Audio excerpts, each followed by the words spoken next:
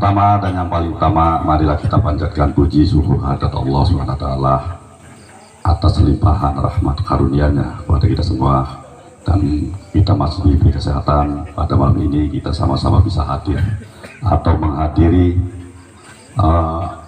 tasakur harlah ke-1 PBN dan sekaligus peresmian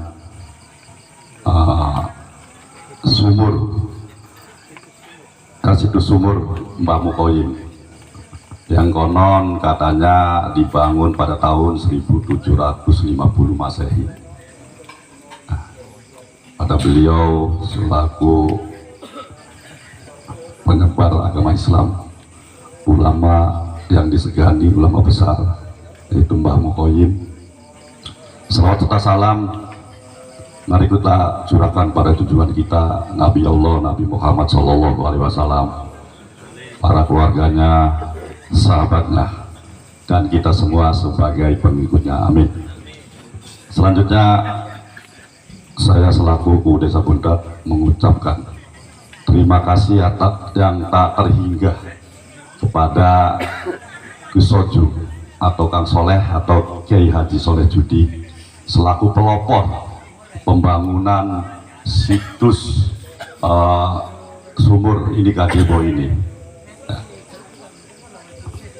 Tadi sudah disampaikan pada MC bahwa yang datang sini mungkin puluhan, ratusan, tapi dengan dipelopori oleh Gus Soju ini sudah terbukti.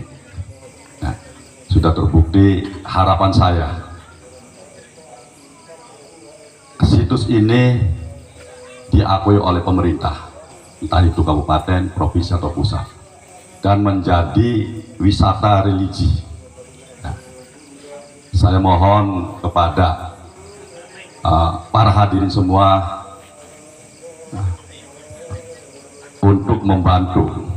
Saya sih inginnya ya pemerintahan ada perhatian dari pemerintah ya, supaya desa kita itu akan lebih maju. Ya. Yuk kita saling mendukung, saling membantu. Kami dari pemerintahan sangat mendukung sekali, sangat menyepot sekali pada Kiai Haji Soleh Judi. Dengan dibuktikannya walaupun tadi belum maksimal, masih sederhana, tapi gimana semangatnya Kang Soleh. Dan tadi juga saya sampaikan bahwa akan ada pembangunan di situ MCK, karena kata Kang Soleh tadi kalau nginep di sini pas subuh tuh susah. Ya. Kemarin Kang Soleh minta tolong ke saya, ini kalau ini tanahnya orang gimana kalau diminta atau bagaimana, coba diukur. Tapi ternyatanya masih punya orang yang Kang Soleh ya. Tapi sudah diminta oleh Kang Soleh, katanya mangga untuk MCK. Alhamdulillah. Wah, saya berpesan kepada seluruh masyarakat Buntat, khususnya nih blok Sida Bagus, yuk kita kompak, kita bahu membahu, ya. Kita saling gotong royong untuk membuktikan supaya MCK kita ini bisa terbukti, ya, bisa dibangun. Amin. Jadi siapa lagi kalau bukan kita, terutama ya masyarakat kita dulu, ya, penduduk kita dulu. Nah, nanti Kang Soleh Judi mungkin bisa artinya ke kerabat-kerabatnya, ya, dengan adanya PBN ini, apalagi sudah mancanegara, insya Allah kita sama-sama berdoa supaya ada donatur yang siap untuk membangun situs ini, dan situs ini akan menjadi besar, ya. Yang tadi saya sudah sampaikan, saya inginnya ada pengakuan dari pemerintah, entah kabupaten, provinsi, apalagi pusat, dan menjadi wisata religi. Bu, akan rame Bu, ya, lamun kene jadi wisata religi, wah makmur wong kene Bu, wis jare Kang Soleh kah parkir baik kan wis, ya. Jadi yuk kita sama-sama berdoa sama-sama untuk bekerja keras untuk membuktikan bahwa situs sumur Mbah Mukhoyim ini akan menjadi besar. Kita sama-sama untuk menghidupkan, melestarikan situs ini. Saya dengan senang banyak di Buntet itu situs-situs, ya Bu, tapi utama di sini dulu Pak Bu, ini sudah bukti, sudah nyata, tinggal kita yuk kita bekerja keras, kita sama-sama untuk saling bahu membahu, kerjasama dan kompak untuk memajukan atau melestarikan situs ini. kepada Kang Soleh, jangan patah semangat, yuk kita berjuang sama-sama ya. Dan sekali lagi saya juga mengucapkan terima kasih kepada pelopor pembangunan gazebo ini, dan saya juga mengucapkan selamat kepada BPN yang hari ini ulang tahun yang pertama ya, walaupun baru setahun tapi sudah mancanegara. Semoga selalu sukses kepada BPN yang ada di Putet ini. Amin ya robbal alamin. Barangkali itu saja, kurang lebihnya saya mohon maaf. Terima kasih. Billahi taufiq wal hidayah. Wassalamualaikum warahmatullahi wabarakatuh.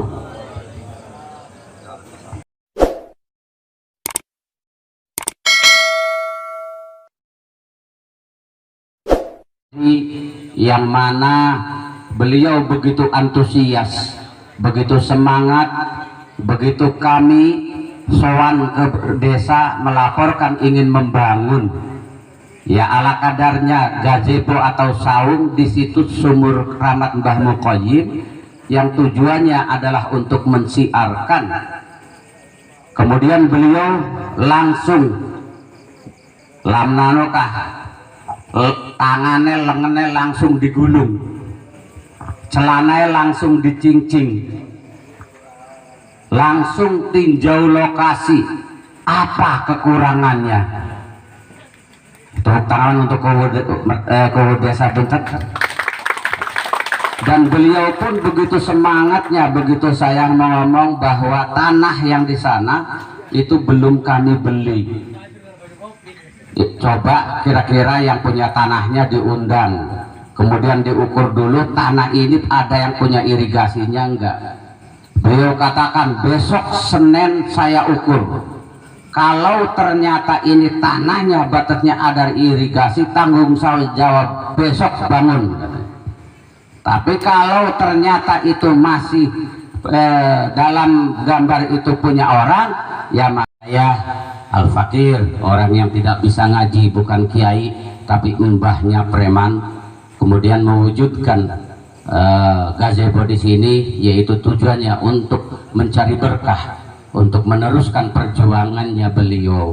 Mudah-mudahan kami yang hadir di sini semua akan diakui menjadi santrinya Mbah Muqayyim. Amin ya rabbal alamin.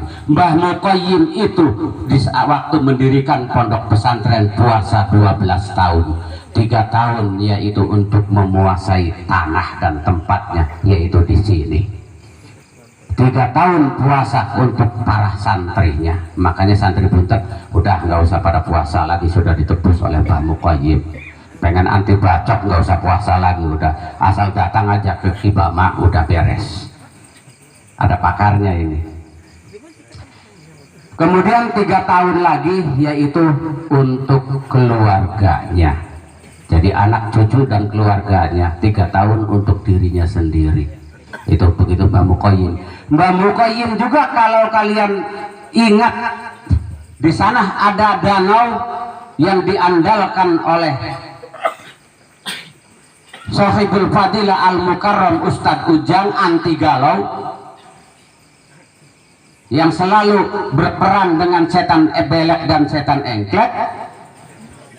Itu ada setu di sana, nama danau itu namanya danau atau setu Patok. Konon katanya dulu di daerah Mundu itu, di daerah Bandengan, kalau hujan banjir tenggelam karena air dari Nenggela, dari Beber itu sangat deras sekali, sehingga waktu itu ada seorang tokoh masyarakat yang memberikan sayembara. Barang siapa yang bisa menahan banjir ini, mengatasi banjir ini, akan dinikahkan oleh putrinya. Mbah Muqayyim lagi lewat nggak tujuan, kemudian mencoba yaitu ikut sayembara, cuman dengan patok bambu, kemudian tarik benang dengan mengucap Bismillahirrahmanirrahim.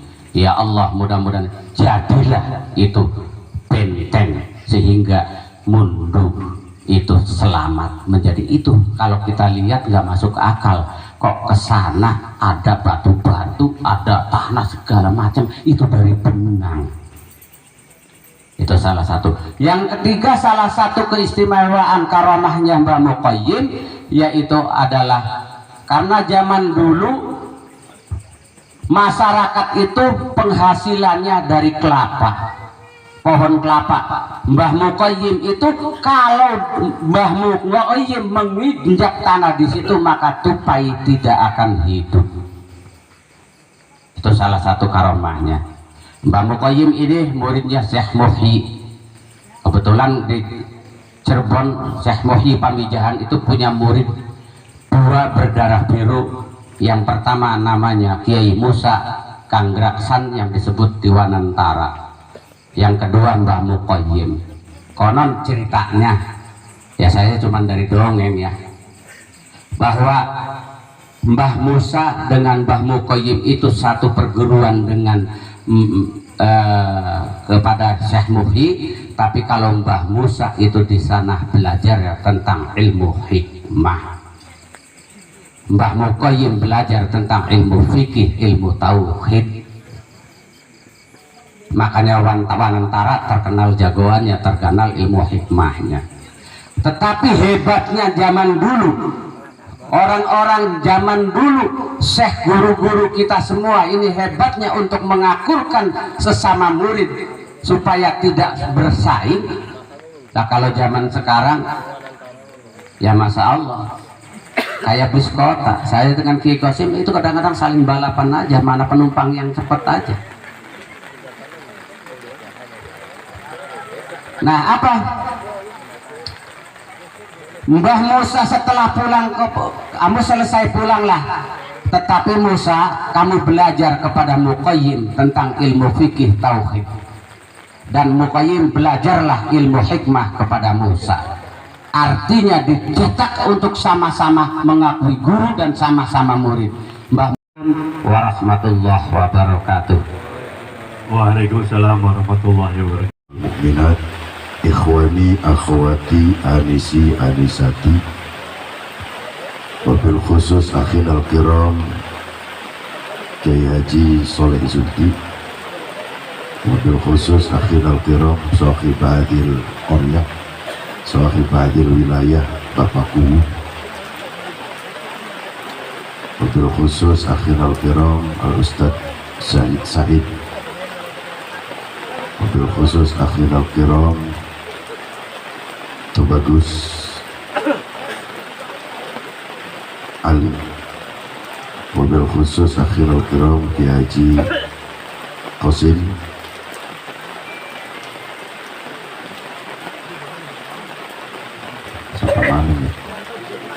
wabil khusus akhin al-kiram komandan kita Letkol Bapak Letkol. Hadirin hadirat yang saya banggakan, malam ini malam yang baik, acara yang baik dengan niat yang baik. Alhamdulillah kita semua dapat sama-sama berkumpul, bersilaturahim, bermuajahah, bermudzakarah di tempat yang insya Allah dimuliakan oleh Allah ini. Amin ya rabbal alamin. Salawat dan salam tetap kami limpahkan kepada junjungan Nabi besar kita, Nabi Muhammad SAW, yang nanti beliau sudah berjanji akan mensyafaati umatnya. Mudah-mudahan khususnya kita semua yang hadir dalam acara ini mendapatkan syafaat dari beliau Kanjeng Rasulullah SAW. Bapak Ibu, sahabat-sahabat yang saya banggakan,